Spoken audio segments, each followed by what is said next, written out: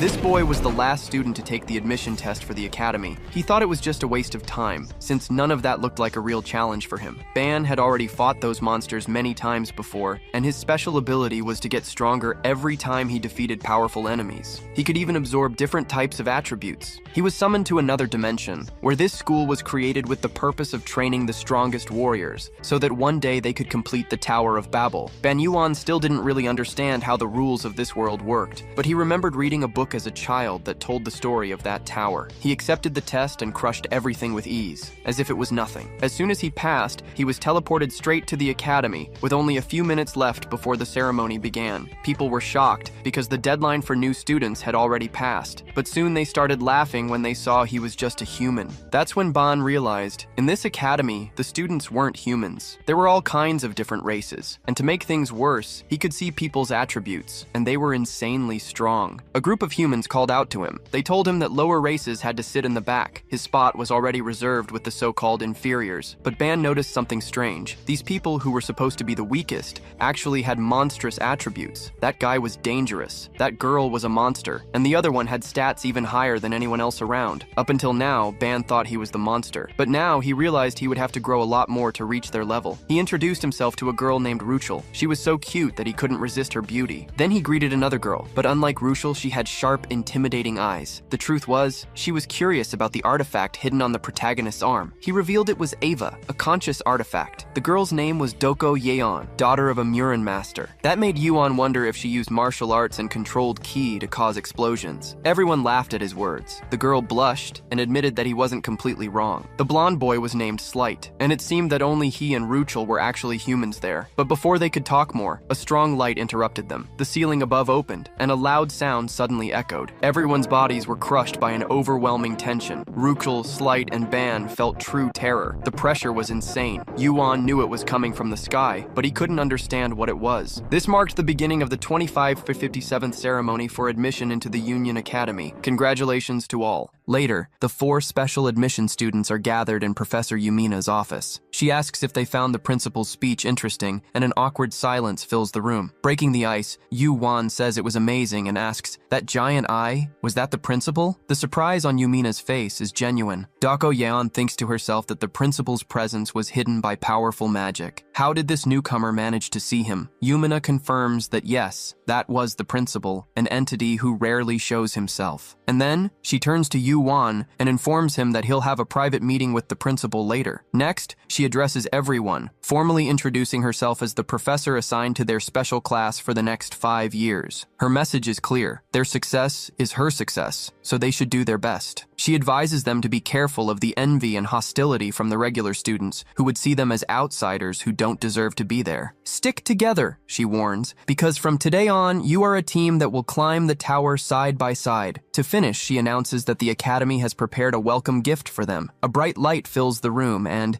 in each of their hands, a necklace with a pendant appears. "Is this a student ID?" asks Slight. Yumina explains that the pendant is much more. It's an ID, a pass to the facilities, and a personal teleportation device. To demonstrate, Slight accidentally fiddles with the pendant, and in the blink of an eye, he, Doko Yeon, and Ruchel disappear and reappear in the same spot, completely bewildered. Yumina smiles and adds that the pendant is the only way to enter the tower, so they should take good care of it. The 3 leave the room, confused as to why Yuan stayed behind. Doko Yeon, ever observant, suspects the reason. It's probably because he was the only one who looked directly at the principal. The scene changes. Yuan is sitting, hunched over in an uncomfortably large chair, in a quiet and imposing room. He can only think that he did something wrong to deserve a private meeting. A powerful and calm voice echoes through the room, coming from a figure sitting in the shadows. "Ban Yuan," says the principal. "Face me. There's no reason to be afraid. After all, this is not my true form." In the imposing room, Yuan kept staring at the floor, intimidated by the principal's presence. The calm, ancient voice echoes again. "It's all right. You can look at me." Hesitantly, he finally raises his head, and the scene completely confuses him. There was was no one in the principal's chair. Instead, sitting on the desk was a simple rag doll. The voice was coming from it. "Should I call you principal or chancellor?" Yu Wan asks the doll. The answer comes straight to the point. "You can call me master." The master then explains the reason for the meeting. He says he doesn't usually interfere with the students' development. If they're weak, let them stay that way. His only goal is to witness, with his own eyes, the one who will finally reach the top of the tower. Yu Wan processes the information in silence. For the master, it was a show, but for him, the tower was his family's legacy, something he was willing to risk his life for. What did it mean to everyone else? Why did so many gather there with the same goal? Breaking the silence, he looks at the doll and asks the fundamental question: what exactly is the tower? The rag doll is quiet for a moment and then reveals, the tower is a path to the divine, a kind of judgment. The answer echoes in Yu Wan's mind as he tries to understand if divine referred to gods or something completely different. Before he could think too deeply, the master continues, stating that he sees in Yu Wan the greatest potential he's found in centuries, and because of that, he would make an exception to his rule of non-interference. The doll points one of its fabric arms at Yu Wan, and at that moment, the ID pendant in his pocket starts to glow intensely. "What's happening?" the protagonist asks, scared. The master explains that he expanded his privileges, giving him unrestricted access to any dungeon outside the academy, so he could hone his skills before facing the tower. "Outside the academy?" Yu Wan questions,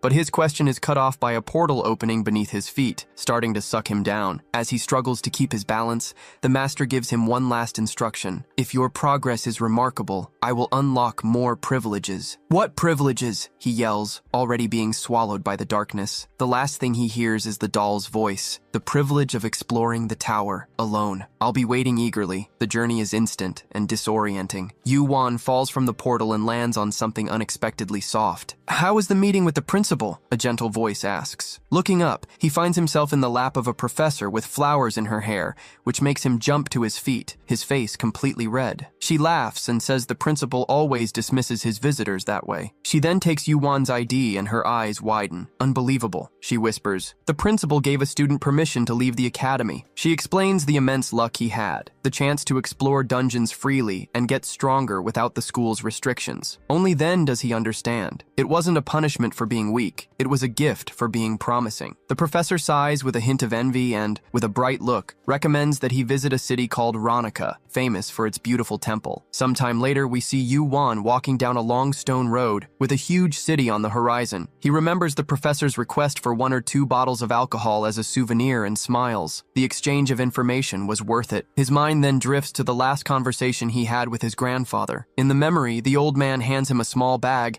asking if he was prepared. Inside the bag, a pile of gold bars gleamed. "It's the legacy of our ancestors," the grandfather said with a smile. "Gold has value in all worlds. Before, carrying so much weight would have been dangerous, but with his inventory, it was the perfect preparation." He takes a few bars, feeling the weight of his heritage and responsibility in his hands. Finally, he arrives in the city. Ronica is a vibrant metropolis where ancient architecture blends with fantastic technology. Flying cars and motorcycles cross the skies, and Yu Wan watches them in awe. Distracted, he's stopped by 2 city guards. Their initial suspicion turns into immediate respect when they notice the academy's uniform on his shoulder. They salute and explain that the peace in the city is maintained thanks to the protection of the academy and the chancellor. Seeing that he was a newcomer, the guards offer to help with anything he needs. "Anything?" Yu Wan asks, a mischievous smile forming on his face. He then points to the sky, towards a flying motorcycle that was zipping by. "I want one of those," he says, his eyes shining. "How much is it?" Far from the academy, Yu Wan was tearing through the skies around Ronica, speeding his new flying motorcycle across open fields and diving off cliffs to feel the wind in his face. The feeling was pure freedom. The purchase had been an impulse, but an impulse that was well worth it. When he asked the guards about the price, they said the basic model cost 250,000 ranas. Yu Wan, having no idea of the value, simply pulled out one of his gold bars and asked how much it was worth. The guard's reaction was pure shock. That single gold bar, as he would find out,